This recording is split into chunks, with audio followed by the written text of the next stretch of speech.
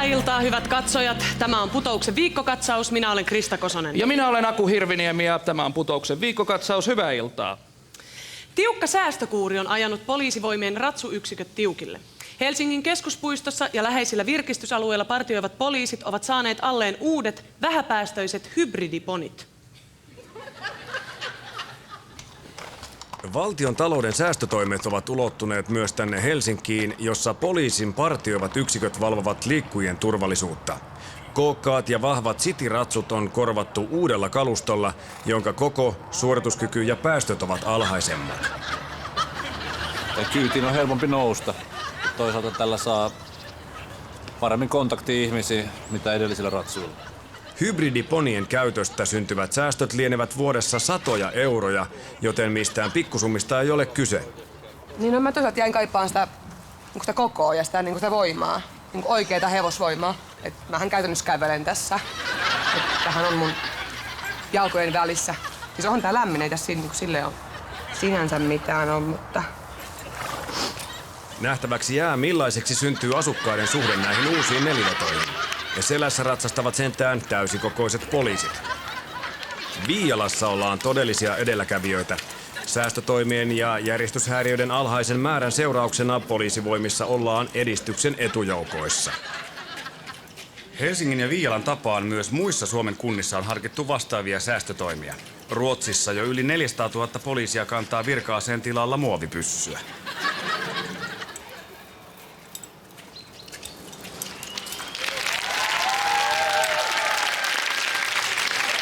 Niin Krista, onnistuisiko sinulta ratsastus tuollaisella mielikuvitusorilla? Ja millaisella? Niin poliisilla hevonen. Mikäpä ettei. Mutta Krista, miltä vaikuttivat nuo keskuspuiston poliisien uudet ponit? No onhan ne söpöjä, mutta kyllä minä ratsastaisin ihan täysikokoisella orilla. Ja niinhän sitä sanotaan, että isoilla vehkeillä sujuu pienemmätkin hommat, mutta ei päinvastoin. Näin siis Helsingissä ja Viialassa. Meillä on viikkokatsauksen asiantuntijavieraana poliisimestari Gifu. Tervetuloa. Kiitos. Kuinka kipeitä nämä leikkaukset poliisivoimissa ovat? Au.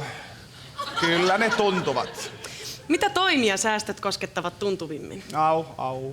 Koulutuksessa ollaan hyvää vauhtia siirtymässä tiivistettyyn malliin. Au. Poliisiopiston kiristysyksikön opintoaika on kutistettu 3 kuukauteen. Ja tämä jo tuntuu. Au. Kyllähän ne tuntuvat. Eritoten näissä tulevissa poliiseissa, joita tämä syvästi koskettaa. Miltä teistä itsestänne tuntuu, poliisimestari Gifu? Au. No ei juuri missään. Mä olen itse jäämässä juuri sairaseläkkeelle. Onneksi olkoon. Au. No en pidä itseäni mitenkään onnekkaana. Että tämä työ on joskus, tää on todella epäkiitollista. Tiedän tunteen. Kiitos, poliisimestari Gifu. Au. Sitten. Au. Mennään eteenpäin, mutta pysytään tavallaan aiheessa. Lemmikkieläimen pitäminen tuottaa iloa. Hau. Monella meistä on karvainen ystävä. Lemmikki on monille kuin oikea perheenjäsen. Sen vuoksi sen menettäminen kirpaisee. Helsinkiläinen eläinlääkäriasema tarjoaa ongelmaan uudenlaisen ratkaisun. Hyvinkääläistä Seppäsen perhettä odotti kuukausi sitten shokkiuutinen. Perheen äiti muistelee ensireaktiotaan näin. Ei, ehkä se ei ollut ihan noin iso. Se oli... Toisi taisi olla, tai ehkä pikemminkin... Joo, se taisi olla. Voimakas reaktio ei ole yllätys, sillä juuri ennen reaktiota Sari Seppänen sai kuulla uutisen, joka muuttaa perheen elämän. Tuli se tietenkin yllätyksenä, että meidän isä on allerginen koirille ja ei enää voi asua saman katon alla. Perinteisesti tällaisissa tilanteissa lopetetaan eläin. Helsinkiläinen eläinlääkäriasema on lähestynyt ongelmaa kuitenkin toisesta kulmasta. No mä halusin katsoa tämän koko kuvion toisinpäin. Että mitä väärää se eläin on tehnyt. Sehän on ihminen, joka on sairas, mutta aina lähdetään siitä olettamuksesta, että eläin lopetetaan. Me haluttiin tarjota toisenlainen vaihtoehto, mutta loppukädessähän se on asiakas, joka päättää. Hei! Moi! Meillä onkin täällä kaikki valmista. Ole hyvä, Matti.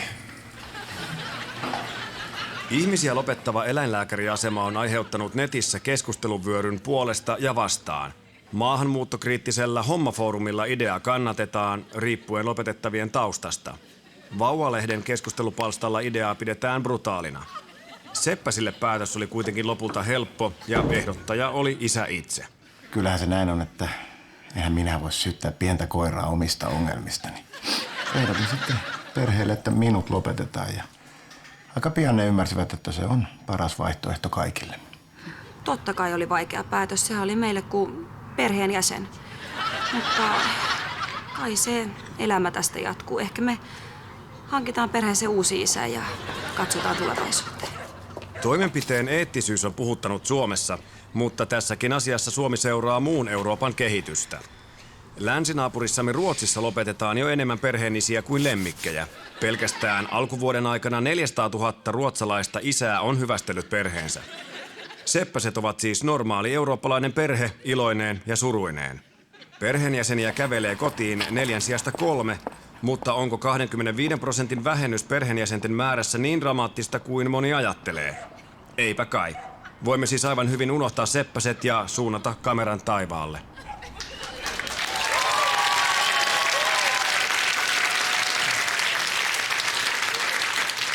Voi kun Sulonen. Harmi, että näin. Niin. Ei kun uutta matoa koukkuun, vai mitä Krista? Ei. Aku, ei. No, hyvä poika. No niin, eteenpäin. Katsotaan vielä viikkokatsauksen lopuksi, miltä viikonlopun sää näyttää.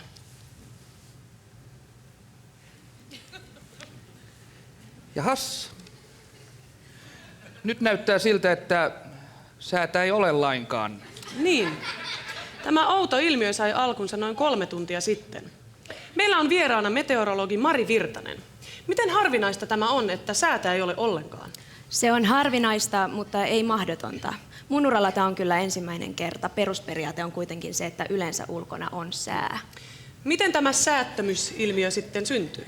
Mistään ei tule ilmavirtauksia, tuulia eikä lämpötiloja, ne katoaa yksitellen ja sitten ollaankin tilanteessa, että säätä ei ole ollenkaan. No miten ihmisten pitäisi sitten pukeutua, jos haluavat lähteä ulos tuonne säättömyyteen? Se on oikeastaan ihan sama, koska ulkona ei ole kylmä, kuuma eikä sopivakaan.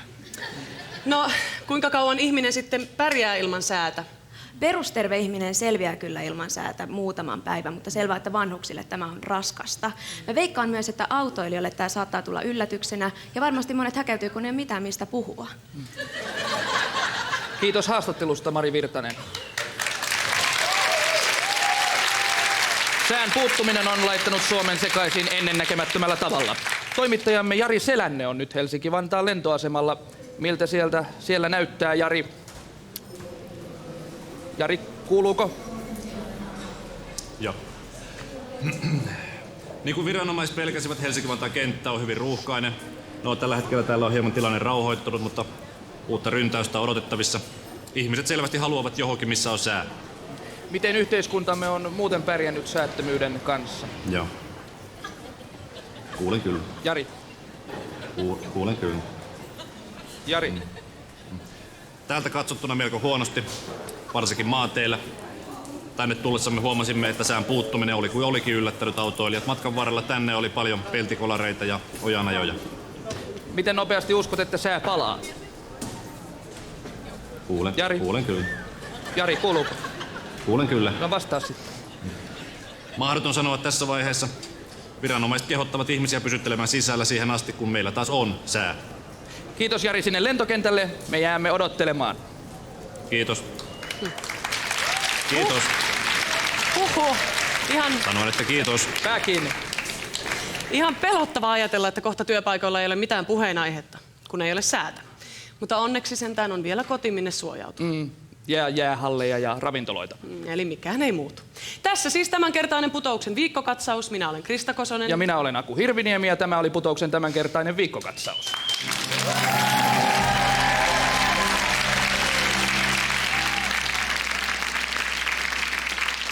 Kiitoksia Krista, kiitoksia Aku ja kiitoksia Jari erittäin informatiivisesta Putouksen uutiskatsauksesta.